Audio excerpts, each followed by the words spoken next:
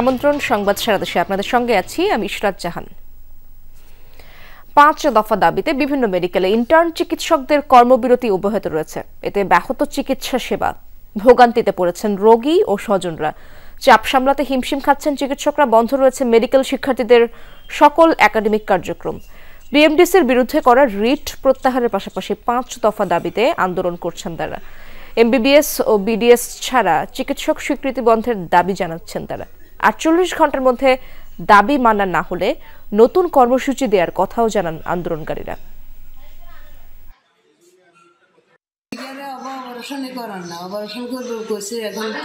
এখন পর্যন্ত আমাদের হচ্ছে শাটডাউন আছে, তবে আমরা তখন পুরোপুরি কমপ্লিট শাটডাউনের দিকে চলে যাব। আমাদের এখন পর্যন্ত আমরা এমার্জেন্সি সহ সব ধরনের সেবা অব্যাহত রাখছি, তখন হয়তো এটা বন্ধ রাখা হতে পারে। দর্শক, এ বিষয়ে আরো জানবো আমার সহকর্মী তারেক মাহমুদের কাছ থেকে। তারেক, ইন্টার্নদের আন্দোলনের কি অবস্থা দেখছেন এবং সেবা কার্যক্রম কতটা ব্যাহত হচ্ছে, কি দেখছেন?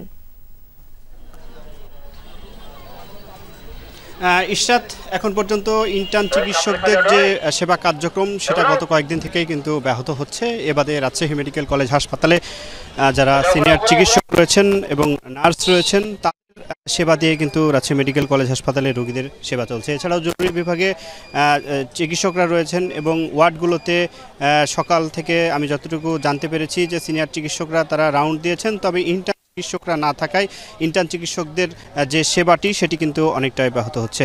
এবং এই কমপ্লিট শাটডাউনে রাজশাহী মেডিকেল কলেজ হাসপাতালে ক্লাস বর্জন, পরীক্ষাসহ সকল ধরনের একাডেমিক কার্যক্রম বন্ধের যে ডাক দিয়েছেন ইন্টার্ন চিকিৎসকরা, এবং সকাল থেকে কিন্তু সেটি হচ্ছে। এর আগে গত মঙ্গলবার রাজশাহী মেডিকেল কলেজ হাসপাতালে ইন্টার্ন চিকিৎসক পরিষদের ব্যানারে কিন্তু বিক্ষোভ, এবং সেখান থেকে বিক্ষোভ নিয়ে কিন্তু এই রাজশাহী আসা হয়, এবং এই ইন্টার্ন চিকিৎসকদের এই কমপ্লিট শাটডাউনের কারণে যে ইন্টার্ন চিকিৎসকদের সেবা কার্যক্রম রোগীরা অনেকটাই কিন্তু ভোগান্তির মধ্যে পড়েছেন, এবং অন্যান্য সেবা কিন্তু চলছে। সিনিয়র চিকিৎসক যারা রয়েছেন তারা কিন্তু সেবা দিচ্ছেন। ইশরাত, ধন্যবাদ আপনাকে তারেক। জুলাই অভ্যুত্থানে নেতৃত্ব দেয়া শিক্ষার্থীদের নতুন রাজনৈতিক দল ঘোষণা ঘিরে সারা দেশে উজ্জীবিত কর্মী সমর্থকরা। দল ঘোষণার অনুষ্ঠানে যোগ দিতে চলছেন নানা প্রস্তুতি। বৈষম্য বিরোধী ছাত্র আন্দোলন ও জাতীয় নাগরিক কমিটির সারা দেশের সংগঠকরা বলছেন, নতুন দল পরিচালনা, সদস্য সংগ্রহ সহ বিভিন্ন বিষয়ে এরই মধ্যে নানা শ্রেণী পেশার মানুষের সাথে আলোচনা করেছেন তারা। গঠনতন্ত্র অনুযায়ী পরিচালিত হবে নতুন এই দল।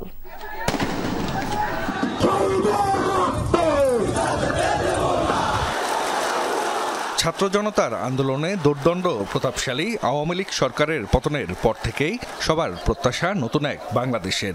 সেই আকাঙ্ক্ষাকে সামনে রেখেই আত্মপ্রকাশ করতে যাচ্ছে জুলাই অভ্যুত্থানে নেতৃত্ব দেয়া শিক্ষার্থীদের নতুন রাজনৈতিক দল। শুক্রবার রাজধানীর মানিক মিয়া এভিনিউতে ঘোষণা করা হবে নেতৃত্বসহ দলের নাম। নানা চড়াই উতরাই পেরিয়ে অবশেষে নতুন দল গঠন হতে চলায় উচ্ছ্বসিত সারা দেশের বৈষম্য বিরোধী ছাত্র আন্দোলন ও জাতীয় নাগরিক কমিটির নেতাকর্মীরা। আমরা বাংলাদেশের রাজনীতিতে নতুনভাবে বিপ্লব ঘটাতে যাচ্ছি এই রাজনৈতিক দলের মধ্য দিয়ে।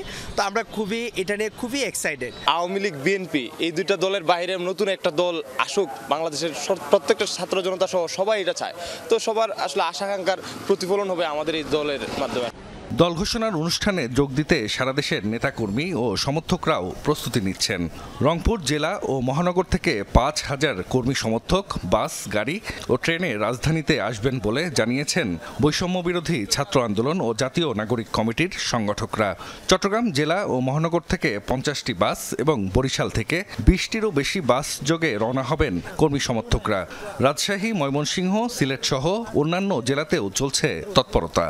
যারা নতুন রাজনৈতিক দলে যেতে চাচ্ছে বা আসতে চাচ্ছে তাদের সাথে যোগাযোগ হয়েছে এবং তারাই তাদের মতো করে গুছিয়ে লোকজন অ্যারেঞ্জ করে যাবে এবং আমাদের ইনফর্ম করেই যাবে বা আমাদের সাথেই যাবে। ট্রেন, বাস এবং ব্যক্তিগত উদ্যোগে ঢাকার উদ্দেশ্যে 27 তারিখ রাতে রওনা হবে এবং 28 তারিখ ইতিহাসের সাক্ষী হবো ইনশাল্লাহ। মানিক মিয়া এভিনিউয়ে 28 তারিখ রোজ শুক্রবার আমরা আমাদের সর্বোচ্চ উপস্থিতি নিয়ে ঢাকার উদ্দেশ্যে রওনা হব।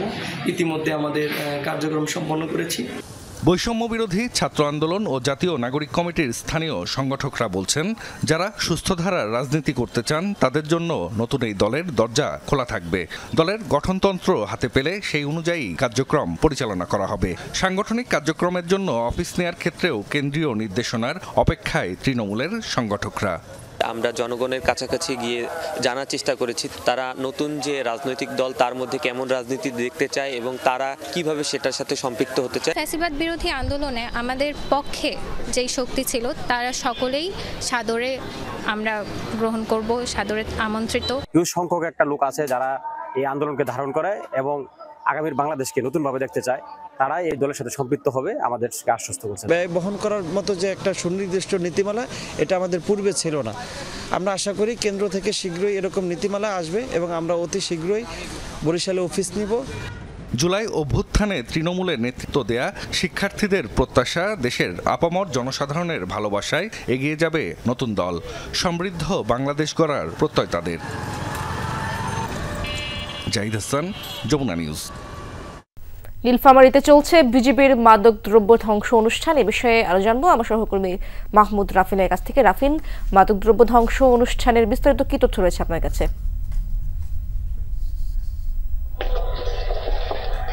বর্ডার গার্ড বাংলাদেশ নীলফামারী ব্যাটালিয়নে আজ নীলফামারী 56 ব্যাটালিয়ন এবং পঞ্চগড়ের 58 ব্যাটালিয়নের আয়োজনে মাদকদ্রব্য ধ্বংসকরণ কর্মসূচি চলছে। কিছুক্ষণ পূর্বে আজকের এই অনুষ্ঠানের প্রধান অতিথি রংপুর রিজিয়ন বিজিবির commander brigadier general SM Zahidur Rahman বক্তব্য রেখেছেন এবং বিজিবি কর্মকর্তাদের পাশাপাশি জেলা চিফ জুডিশিয়াল ম্যাজিস্ট্রেট, জেলা পুলিশ, আনসার এবং র্যাবের কর্মকর্তাবৃন্দ উপস্থিত থেকে স্থানীয় শিক্ষার্থী, ফায়ার সার্ভিস, গণমাধ্যম কর্মী তারা আনুষ্ঠানিকভাবে এই ধ্বংসকরণ উদ্বোধন করার পরেই এখন রোলারের মাধ্যমে ভারতীয় মদ, ফেন্সিডিল, বিভিন্ন যে মাদকদ্রব্য রয়েছে সেগুলো ধ্বংসকরণ কার্যক্রম চলছে এবং এর পরেই কিন্তু গাঁজা, হেরোইন সহ যে বিভিন্ন যে মাদকদ্রব্য রয়েছে সেগুলো কিন্তু পুড়িয়ে নষ্ট করা হবে। নীলফামারী 56 বিজিবি ব্যাটালিয়নের পক্ষ থেকে 2015 সালের পর থেকে 2025 সালের জানুয়ারি মাস পর্যন্ত এবং 18 ব্যাটালিয়ন পঞ্চগড় বিজিবির পক্ষ থেকে 2022 সাল থেকে 2024 সালের পর্যন্ত আটককৃত এসব মাদকদ্রব্য কিন্তু পুড়িয়ে ধ্বংস করা হচ্ছে। বিজিবি কর্তৃক দেওয়া যে তথ্য রয়েছে সেখানে নীলফামারী এবং পঞ্চগড় বিজিবির প্রায় 2 কোটি 1 লক্ষ টাকার অবৈধ এই সব মাদকদ্রব্য তারা ধ্বংস করছে এবং বিজিবি যে এখানে প্রধান অতিথি ছিলেন brigadier general SM Zahidur Rahman, তিনি বিজিবির রংপুর রিজিয়ন কমান্ডার, তিনি যেটি বলছেন যে বিজিবি বর্ডারের অতন্দ্র প্রহরী পাশাপাশি যেন তারা এলাকার যে মানুষের যে আস্থার প্রতীক হতে পারে, ভারতে মাদকদ্রব্যের চোরাচালান এবং যে মানব পাচার রোধে বিজিবি কাজ করবে এবং সেজন্য বিজিবি সদস্যদের তারা সজাগ থাকার নির্দেশ দিয়েছেন। ঈশ্বর রাফিন, ধন্যবাদ আপনাকে। গাজীপুরে আদালত চত্বর থেকে 2 আসামিকে তুলে নেওয়ার ঘটনায় মামলা হয়েছে। সদর থানায় 3 জনের নাম উল্লেখ সহ অজ্ঞাত 50 থেকে 60 জনকে আসামি করে মামলাটি করেন ভুক্তভোগী এক আসামির ছেলে। তবে এখন পর্যন্ত কাউকে গ্রেফতার করতে পারেনি পুলিশ। এদিকে আদালত চত্বর থেকে আসামি তুলে নেওয়ার ঘটনায় বিক্ষোভ করেছেন আইনজীবীরা। গতকাল তুলে নিয়ে যাওয়া 2 আসামিকে উদ্ধার করা হয়। এর আগে গাজীপুরে আদালত চত্বর থেকে হাজিরা দিতে আসা মিলন ও বাবুল নামের 2 আসামিকে তুলে নিয়ে যাওয়ার অভিযোগ ওঠে বাদীপক্ষের বিরুদ্ধে।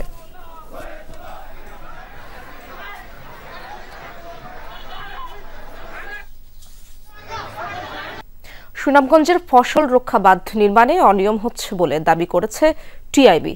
সকালে সনাক আয়োজিত অধিপরামর্শ সভা অনুষ্ঠান হয়। সে সময় জেলা প্রশাসকের কাছে বাঁধ নির্মাণের নানা অনিয়মের চিত্র তুলে ধরে টিআইবি। জানানো হয় 8 উপজেলার 46টি বাঁধ পরিদর্শন করেছেন তারা।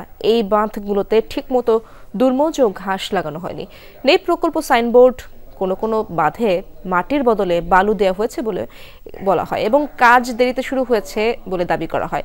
পরে জেলা প্রশাসক ব্যবস্থা নেওয়ার আশ্বাস দেন।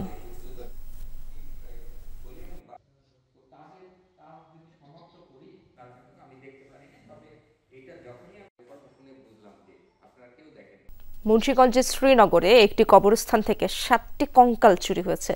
গতরাতে শ্রীনগর উপজেলার পশ্চিম সিংপাড়া কবরস্থানে এ ঘটনা ঘটে। স্থানীয়রা জানায় সকালে কবরস্থানে গিয়ে অনেক কবরের মাটি খোঁড়া অবস্থায় দেখা যায়। এ খবর ছড়িয়ে পড়লে ভিড় জমান এলাকার মানুষ। স্থানীয়রা বলছেন অন্তত 27টি কবরের মাটি খোঁড়া হয়েছে, চুরি হয়েছে 7টি কঙ্কাল। খবর পেয়ে ঘটনাস্থল পরিদর্শন করে পুলিশ। বিষয়টি খতিয়ে দেখে ব্যবস্থা নেওয়ার আশ্বাস দিয়েছে পুলিশ কর্মকর্তারা।